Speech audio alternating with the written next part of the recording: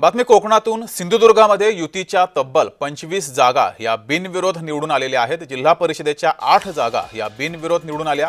पंचायत समितीच्या 17 जागा युतीनं बिनविरोध जिंकलेल्या आहेत।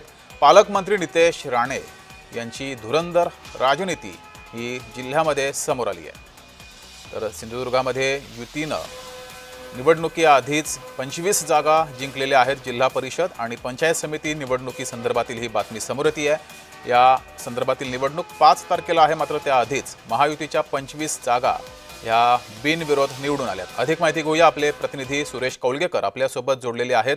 सुरेश, तब्बल 1-2 नव्हे तब्बल 25 जागा निवडून आलेल्या आहेत, त्याही बिनविरोध।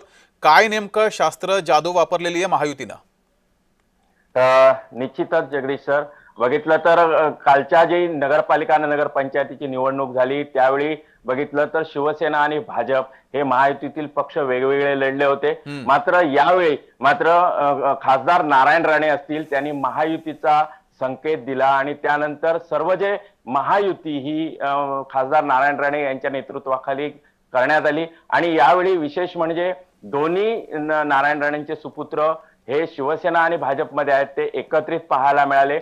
आणि सिंधुदुर्ग जिल्ह्यात सध्या शिवसेना, भाजप आणि राष्ट्रवादी हे एकत्रित महायुतीने लढतायत। मात्र सध्या बघितलं तर जिल्हा परिषदेच्या ज्या 50 जागा आहेत आणि पंचायत समितीच्या 100 जागा, याच्यामध्ये बघितलं तर या 150 जागांमध्ये 25 जागा तब्बल ह्या बिनविरोध आलेल्या आहेत। जिल्हा परिषदच्या 8 जागा आणि पंचायत समितीच्या 17 जागा, या जागांवर 25 ठिकाणी महायुतीचाच बोलबाला दिसतोय। याच्यामध्ये बघितलं तर महत्वाची भूमिका आहे ती पालकमंत्री नितेश राणेंची पाहायला मिळते।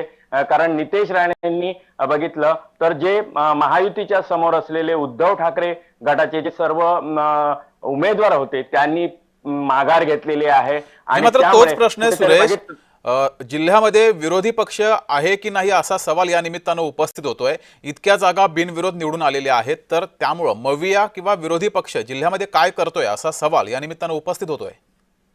निश्चितच बघितलं तर सध्या खासदार नारायण राणे यांनी ज्यावेळी महायुती जाहीर केली त्यानंतर बघितलं तर विरोधक हे कुठेतरी सिंधुदुर्ग जिल्ह्यात कमी पडताना दिसत आहेत। कारण ठाकरे शिवसेनेचे आमदार आहेत वैभव नाईक यांनी मात्र केवळ आपला मतदारसंघ म्हणजे त्यांचा जुना मतदारसंघ कुडाळ आणि मालवण मतदारसंघात त्यांनी थेट जे उमेदवार आहेत ते उभे केलेत। मात्र इतर जे बघितलं तर सावंतवाडी विधानसभा मतदारसंघ असेल किंवा कणकवली विधानसभा मतदारसंघ असेल तर तिथे ठाकरे शिवसेनेला कोणी वाली नसल्याचं दिसतंय। कारण माजी खासदार जे विनायक राऊत आहेत ते या संपूर्ण प्रक्रियेत कुठेही दिसलेले नाहीत आणि त्यामुळेच कुठेतरी पाहायला मिळतंय तो सध्या पालकमंत्री नितेश राणे यांचा सध्या जे वर्चस्व आहे ते पाहायला मिळते। त्यामुळे पुन्हा एकदा सिंधुदुर्ग जिल्ह्यात बघितलं तर नारायण राणे पॅटर्न हाच पाहायला मिळतो। जगदीश, धन्यवाद सुरेश दिलेल्या माहितीबद्दल।